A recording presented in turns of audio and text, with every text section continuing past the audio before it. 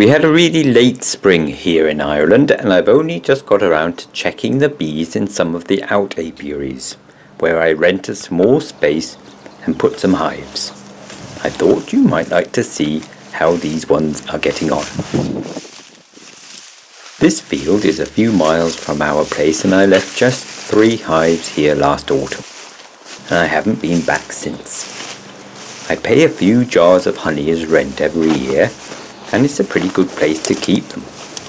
No one bothers them. In fact, I think I'm the only person who comes in here at all. I used to have all the hives under those spruce trees at the bottom, but a big storm blew over the trees and knocked over most of the hives, so I've moved them all up nearer the gate. So anyway, yesterday when I came here, I found the first 2 hives easily enough, but honestly I walked right past this one. It was completely covered. I was thinking, I'm sure there were more than just 2 hives in here. Perhaps one's been nicked. But I followed the bees and I found it in the end.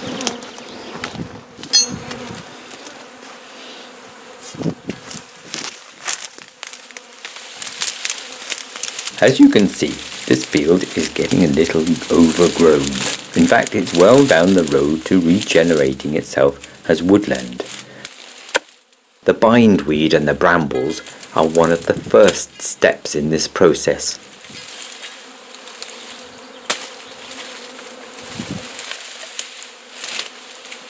After that will come ash trees and blackthorn, and eventually, if no one intervenes, it will revert to being an oak wood with hazel and pine, absolutely brimming with different plant and animal species. And all the bees in all the hives are fine.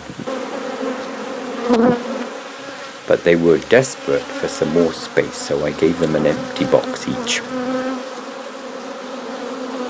I treated them against varroa last autumn, but as usual I didn't feed them at all. I just left them all the honey they needed. Why people think they need to feed bees sugar syrup is beyond me.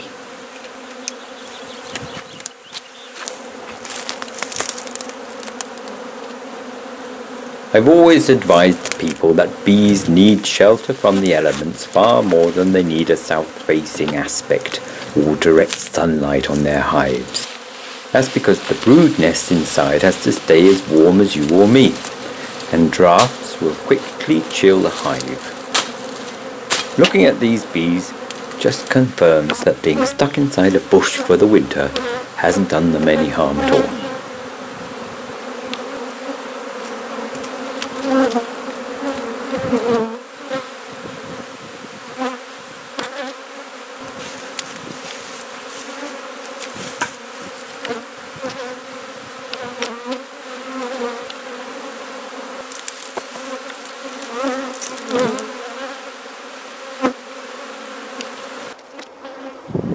And just look at the brambles. If the weather stays good, this field is going to be heaving with flowers for months. Perfect for bees.